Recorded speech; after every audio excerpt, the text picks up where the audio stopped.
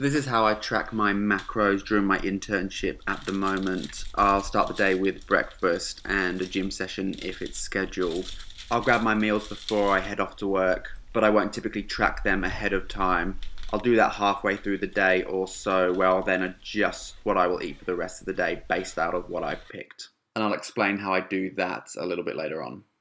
So the first thing we'll do is breakfast. So I had some protein pancakes this morning, so I'll select that.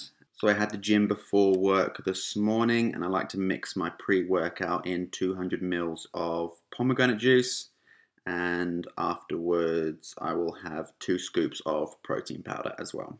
So the next thing we'll do is go through for the morning, lunch and dinner meals. So I usually just grab some random meals that I've prepped before I leave for work and then work it out later. And from experience, I know that I'll have 2 meals through the day on gym days, and on the days that I don't go to the gym, I'll try and fit in 3.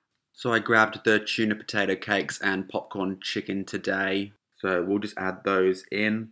So I add the number of meals that I made at the end. Sometimes this does change when I'm trying new ingredients, and usually it will be having to add it into more containers just because the volume was a little bit larger. Out of habit, I know that 1 divided by 6 is 0.0166. So I'll add that in there. So for the rest of the day, I probably won't have enough to fit in another meal. And this is where I fill things with what I like to call macronutrient buffer foods. These are quick and easy snacks I can either have on the go or are quick to make when I get home to fill those gaps you have left at the end of the day with your protein, carbs or fats from the meals.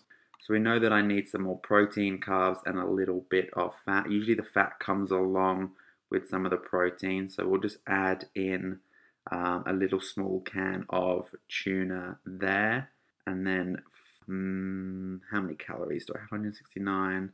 Because I had a workout today, I won't be afraid to go a little bit over, so I will add in some popcorn there. So we're just gone a little bit over, but that's no worries at all, and then we can just finish that up and look at how that's come along. So that's 222 grams of protein, 214 grams of carbs, 40 grams of fiber, 56 grams of fat and 14 grams of saturated fat, which is all looking good and well within the limit. So that is my day planned there, so I know what I'm going to eat. And deciding those macronutrient buffer foods at the end of the day is probably the hardest part of how I go through this meal planning. And as you can see, it takes 1 to 2 minutes at most to really decide how you're going to fill those gaps up.